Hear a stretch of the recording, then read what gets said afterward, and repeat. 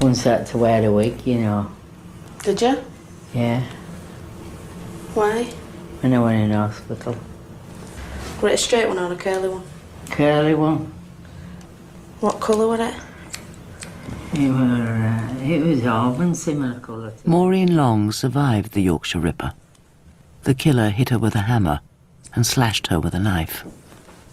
All I know is that I've got a plate in my head and a bit of some of my skull missing and stab wounds at front of my stomach and stabbed in the back. Mrs. Long was left for dead in 1977. The Yorkshire Ripper haunted the streets of the north of England for another 5 years. By the end, Peter Sutcliffe had murdered 13 women. On the nights when one wakes up sweating about cases from the past, it's the Sutcliffe era which even now, in my 60s, I remember most clearly in the whole of my career as a forensic pathologist.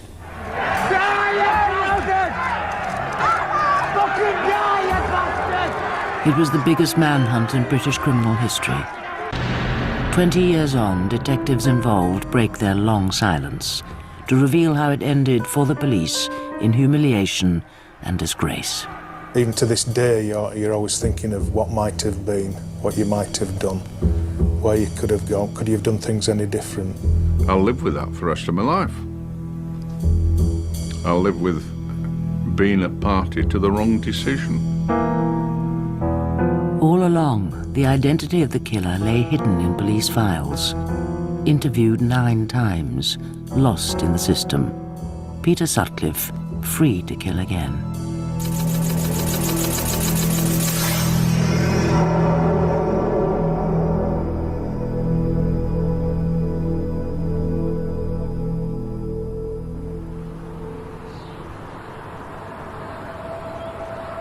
October 1975. The Prince Philip playing fields in Leeds.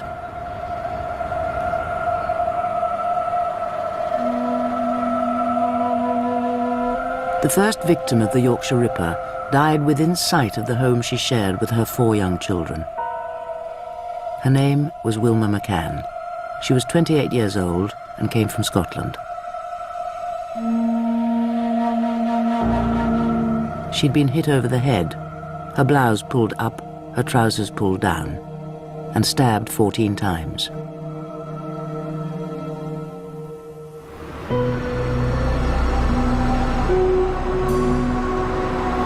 January 1976, 3 months later.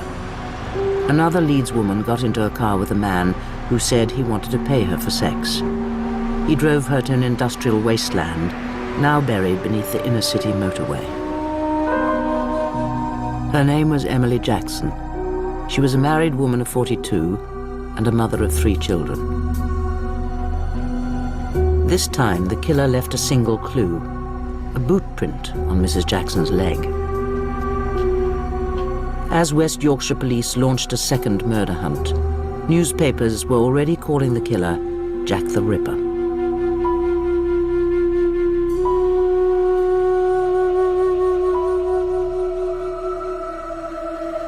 The post-mortem revealed Emily Jackson had been hit with a hammer and stabbed 51 times with a Phillips screwdriver.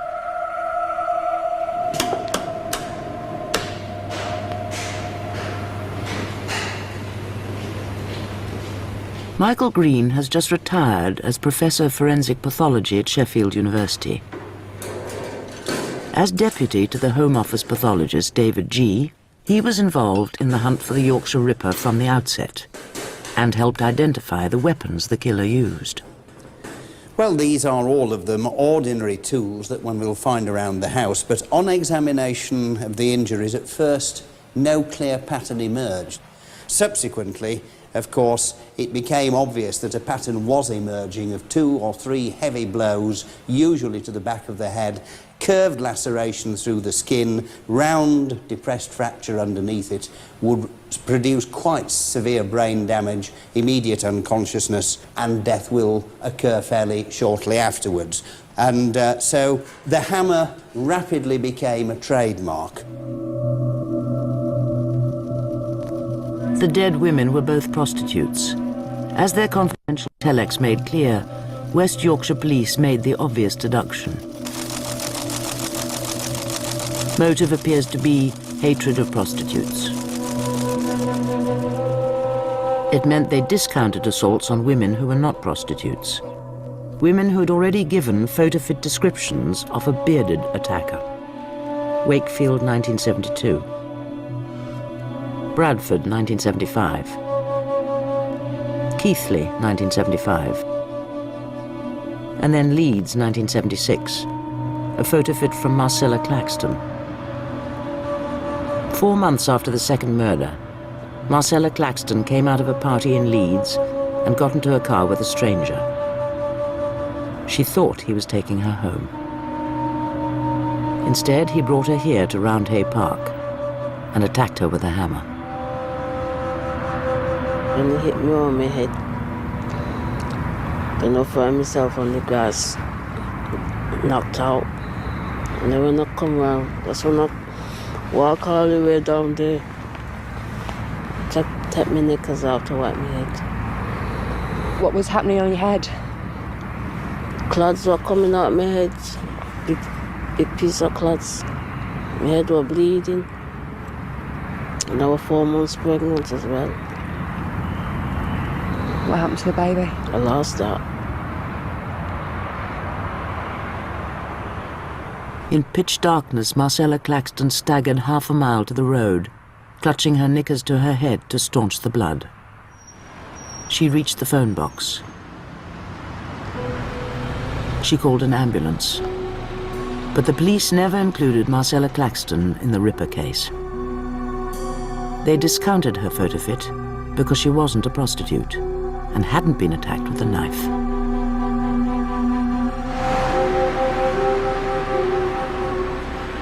But 9 months later, her bearded attacker went back to Roundhay Park with another woman in his car.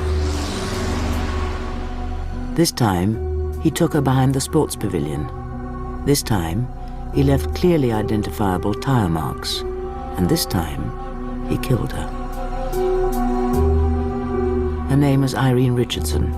She was 28, recently separated from her husband and 3 children. She'd been hit on the head 3 times with a hammer, stabbed brutally in the stomach, neck, and throat. Police uncovered a macabre new twist. The killer had arranged his victim's body, unzipped her knee-length boots and laid them carefully, neatly, over the back of her thighs. These were not frenzied attacks. This was the sort of man who thought about what he had done, planned his attack carefully, and then was concerned to arrange everything about the body to have the maximum shock impact upon whoever came upon the scene first and those who came afterwards.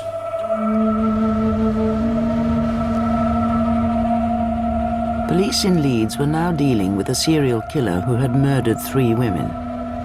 The city was full of policemen asking questions. The killer kept 1 step ahead and moved on, 8 miles, to Bradford. I'll tell you something. Bigger than one door, you go and go downstairs. The Carlisle pub stands in one of the roughest areas of inner city Bradford. The Yorkshire Ripper's 4th victim went drinking here on the night of her death.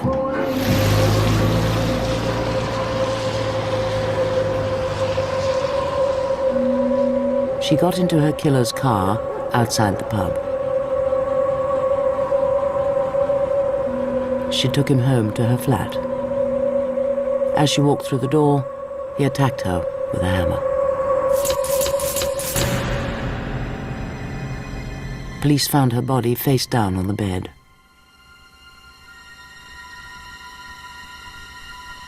Her name was Patricia Atkinson. She was 32. Her killer left a boot print on a blood-stained sheet. Forensic examination showed it was a size 7 Wellington, like the one which left an imprint on Emily Jackson's thigh. Otherwise, he left no clues.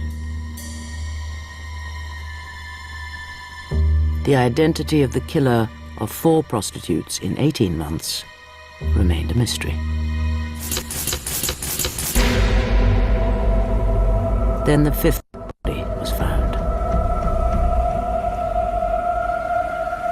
She died in the children's playground at Reginald Street in Leeds. She was not a prostitute. She was a shop assistant, and she was only 16.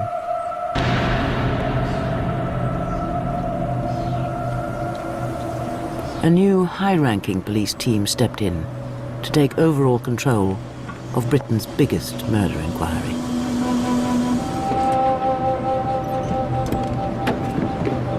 For Detective Superintendent Dick Holland, 4 years at the top of the Ripper hunt began here, on Sunday, the 27th of June, 1977, when 2 young children found the body lying face down in a corner of the playground. The girl was laid there. She'd been attacked and obviously mistaken for a prostitute.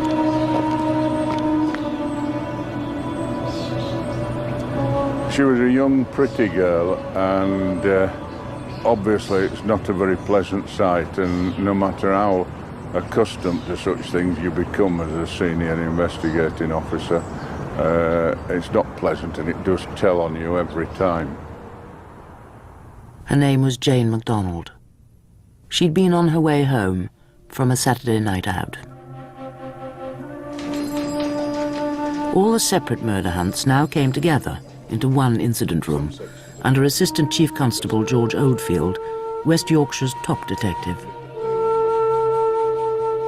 5 women were dead, but for the general public in Leeds, it was the death of 16-year-old Jane MacDonald which hit the hardest. What sort of a girl was she? Beautiful, well-mannered, cheerful, always a smile for you. And not like any of the others. She wasn't a bit like any others. She wasn't in their category at all. It's just shocking for a young lass like that. She was beautiful. Before Jane MacDonald, ordinary people in Leeds took false comfort from the Ripper's apparent obsession with prostitutes. The teenager's death cast a chill over every family in West Yorkshire. Any woman out on her own feared she might be the next. Item 252. 8989. 5 solved number 5. Random serial killings are the hardest of all murders to solve. 106 16. Both the 4s 44. Because nothing but bad luck links each victim to her killer. But within only 2 weeks of Jane MacDonald's death, the police got a lucky break. 103 13. A survivor. 7017. 205 25. Maureen Long was then 42. She was a keen dancer. I used to love dancing. I used to go to Mecca at weekend and do a lot of dancing, and well, I used to have a drink and enjoy myself and everything, and go around with friends, women friends. I was well known in town. Mrs. Long came out of the Mecca ballroom one summer's night in 1977 and accepted a lift from a stranger. All I remember was trying to pick myself up, grabbing hold of grass to try and get up, and I kept falling, and I wondered what was wrong with me, and I kept falling back, and as I was trying to pull myself up, I fell again, and then I was screaming, And I heard this dog barking. And I heard someone say, "Oh, you're all right." And that's all I remember that night. When you get hit over the head, at back of the head, you can't remember things. Police faced a classic Ripper attack. He didn't rape her or rob her. He hit her over the head with a hammer and stabbed her repeatedly in the body. Can you remember waking up? Intensive care unit, in a cot, like a cot, and I wondered what I was doing there, and I had all my hair shaved off. All my hair shaved off, and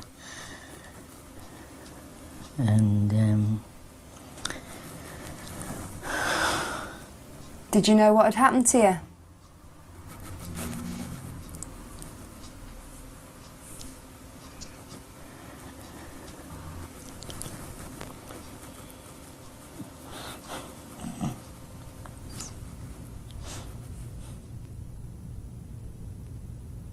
Maureen Long never did remember anything about her attacker, and the police had no forensic evidence. When scientists examined the victim's clothes, they found nothing. It was the same in every attack. The Ripper left no hair, no blood, no semen, no trace. All the police had to go on were the perfect tyre prints found in the park where Irene Richardson died.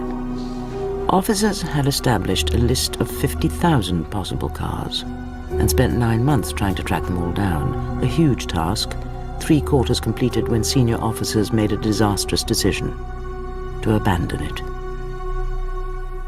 It was decided that we hadn't the manpower to run 2 murder inquiries and a tyre inquiry with a diminishing return from the tyre inquiry.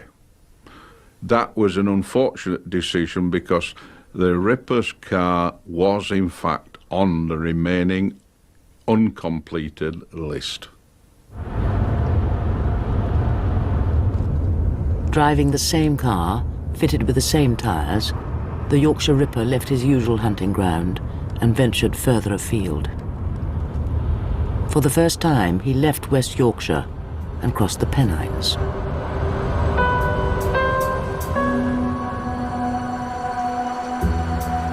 In Manchester, he made his first mistake.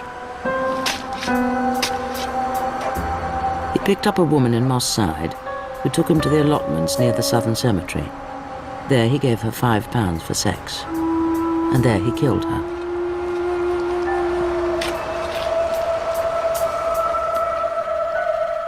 Her name was Jean Jordan, 21 years old, mother of 2 children. She lay undiscovered for 10 days.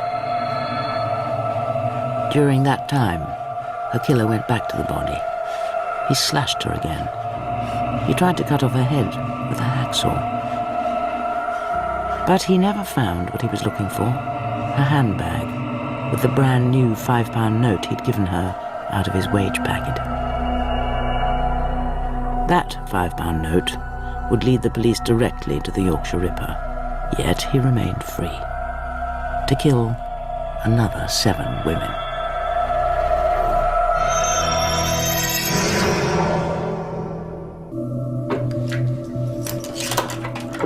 Manchester police traced the brand new £5 note recovered when a passerby found Jean Jordan's handbag. The note had been delivered in a bullion van to the Midland Bank branch in Shipley, near Bradford. Well, the police turned up one day, the detectives, wanting us to help them trace this £5 note, which apparently they thought had come from Shipley branch, connected with the Ripper. Hi, good afternoon. Well, it was quite a big task, really, because obviously we give quite a lot of money out, and trying to trace that one £5 note out of all the thousands of £5 notes that had gone out was quite a big thing to do, really. 5, 10, 15, 20, 25, 30, 35, 40, 45, 50. It was exciting, I suppose, is the only word to use. I was taken out of my working environment. I was picked up by a police car every morning, brought back home by a police car. I never went back to work at Shipley branch again. I worked in a police station with police for nearly 3 weeks, doing the cash analysis. It was new. It was novel. Thank you very much. The two clerks already knew the £5 note had come in a payroll consignment of £25,000 straight from the Bank of England. Now they had to work out who got it in his pay packet.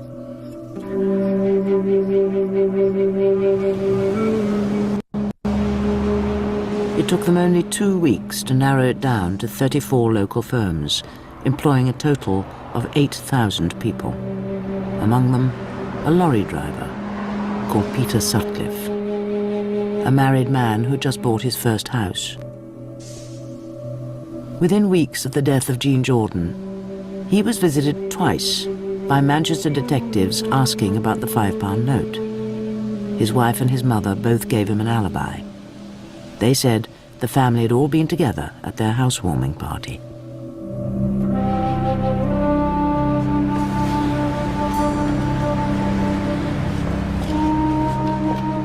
Two years into the manhunt, and bank clerk Maureen Banham went home from work every night in fear. If you were on your own, you were always very wary, watching if there was anybody about, or, you know, any men about particularly.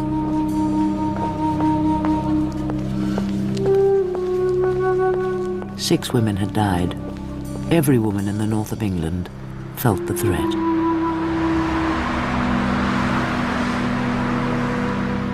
Getting home from work was a nightmare because you were always frightened there was somebody about watching you. You didn't know who was there, and you knew this man was somewhere about or could be, and everybody was frightened at the time. And you were always glad when you got home safe. On a cold December night in 1977, 25-year-old Marilyn Moore got into the Ripper's car.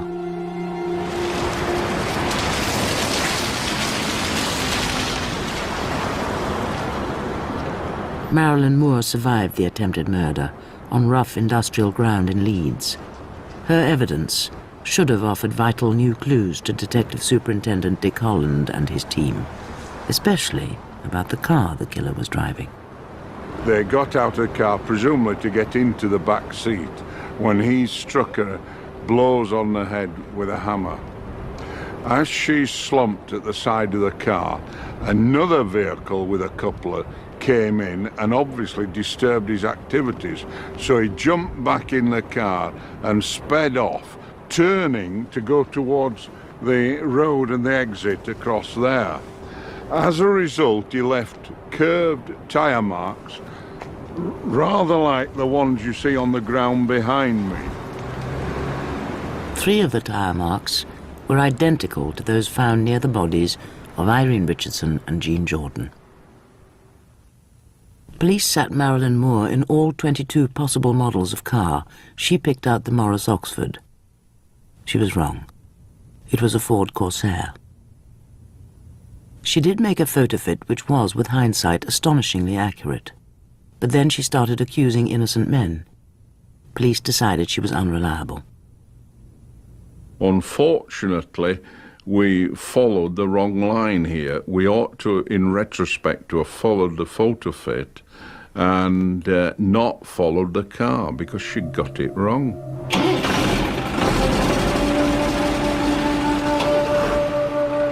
And so the lorry driver from Bradford remained free. Under the pressure of running 6 difficult murder investigations in 2 years, the police were making mistakes, abandoning the tyre inquiry, ignoring the photo fits.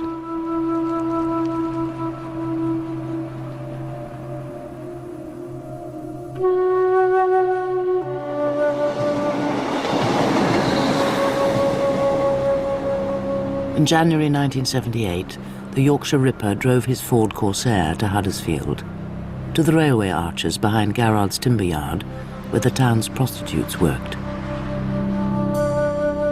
Her name was Helen Ritker. She was 18 years old and had been reported missing by her twin sister.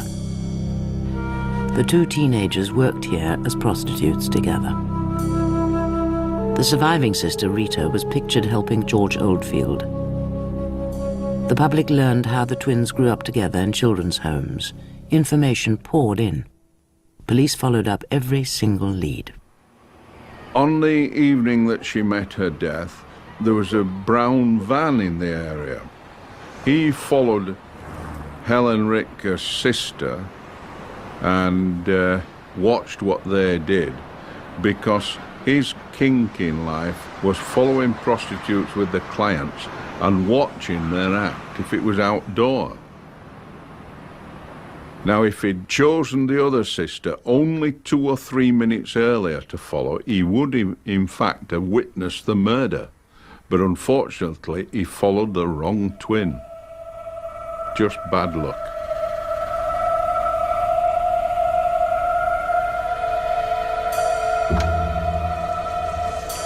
Without modern computers, the deluge of information had to be catalogued and indexed by hand.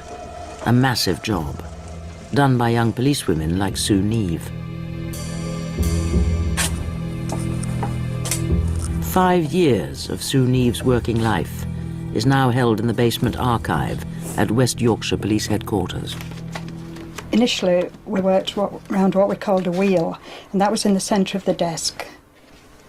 4 indexes could be sat at each corner, and we could spin it round and pick up the cards. But when the wheel became full, then we had to move to these wooden boxes, and they were filed in, well, still in the alphabetical order of surname in the boxes.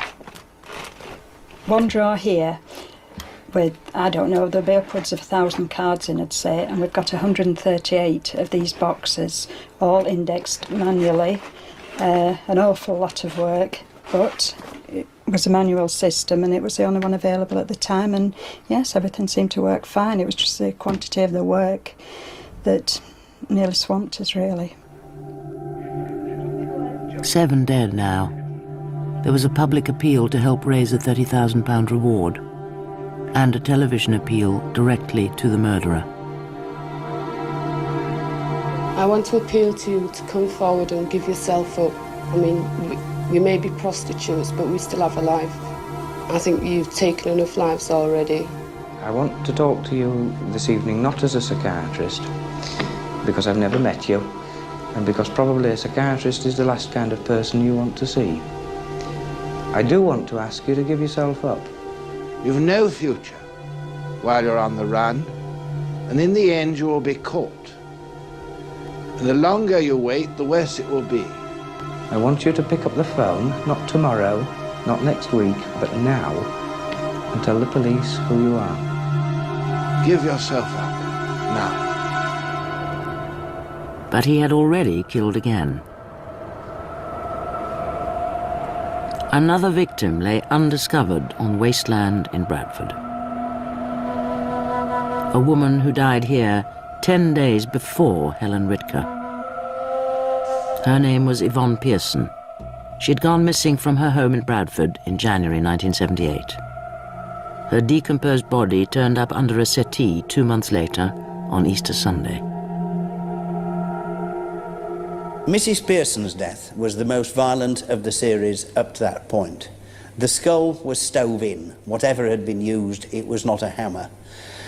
There were no stab wounds of the chest, but on the other hand, there were bruising injuries to both the chest and trunk, which extended internally. It could have been somebody kneeling on the chest, could have been somebody stamping on the chest.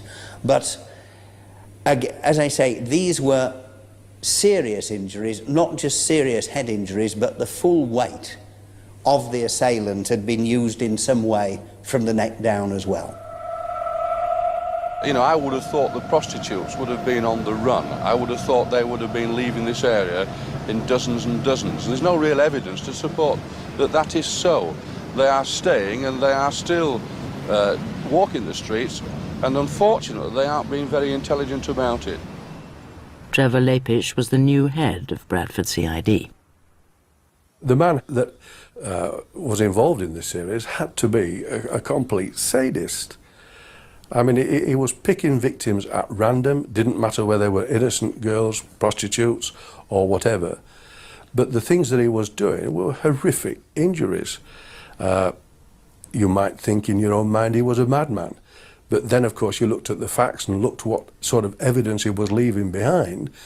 And he wasn't a bad man at all. He was a cool, calculating individual that was getting a great thrill in what he was doing, a sexual thrill. And the real thing that bugged you was that you were getting no further forward with it. While Yvonne Pearson's body still lay undetected, police headquarters had received an intriguing letter with a Sunderland postmark. Writing personally to George Oldfield, the letter said, "I'm sorry I cannot give my name for obvious reasons. I am the Ripper. Warn whores to keep off streets. Old slut next time, I hope." But it was what he didn't say that worried Trevor Lapish. What disturbed me, and in fact convinced me completely, that if in fact the perpetrator of Yvonne Pearson was the person who'd done all the rest, Yvonne should have been in that letter. She wasn't. And I had grave doubts that in fact the perpetrator of the crimes was the same person who was sending the letter to George Oldfield, and let Mr. Oldfield know my thoughts on the matter. But George Oldfield had a compelling reason to take the letter from Sunderland seriously. "Up to number 8 now," the letter said. "You say 7, but remember Preston 75. Joan Harrison, murdered in Preston in 1975, 3 weeks after the first Ripper killing.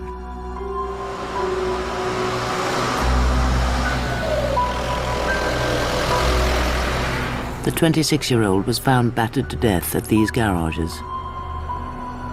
A bite mark on her breast showed a gap in her killer's teeth. The motive looked like sex or robbery, so police had not included it in the Ripper series, till now. Over the next 15 months, police heard 4 times from the man in Sunderland claiming to be the Ripper. No fingerprints, but forensic scientists got a chemical reaction to saliva. He had licked one of the envelopes. Further tests revealed the saliva came from someone with the rare blood group B secretor, shared by only 6% of the population, including the man who left semen in the body of Joan Harrison. The link between the Ripper, the letters from Sunderland, and the Preston murder seemed complete. This forensic evidence helped to convince the police that the letter writer and the Ripper were the same person. But when, much later, Peter Sutcliffe's blood was tested, he had a different blood type, B non-secretor. So someone else wrote those letters, someone else killed Joan Harrison, crimes which have never been solved, crimes which led the police disastrously astray. We thought the letters were genuine. He had, first of all, mentioned Harrison. He had mentioned the number of murders, and the next one would be an old bag in Manchester, or words to that effect. The next one was.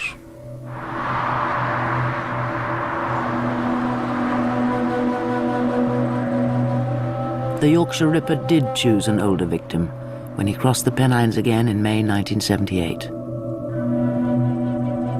Her name was Vera Millward, and she was the mother of 7 children. The 9th victim was a 41-year-old prostitute, a sick woman with only 1 lung. She died in the grounds of Manchester Royal Infirmary, where she had once been a patient. The attack was typical: darkness, a deserted space, a hammer to the head, interference with the clothes, stab wounds to the body. This was not frenzied, this was methodical.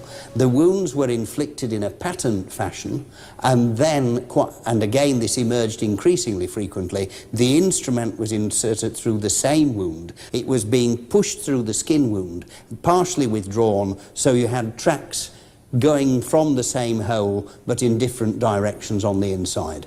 There was method all the way through this, concentration, thought, and care. The net is closing, But I'm anxious that we catch you before you've time to add another death to the appalling catalogue that you've already got to your credit.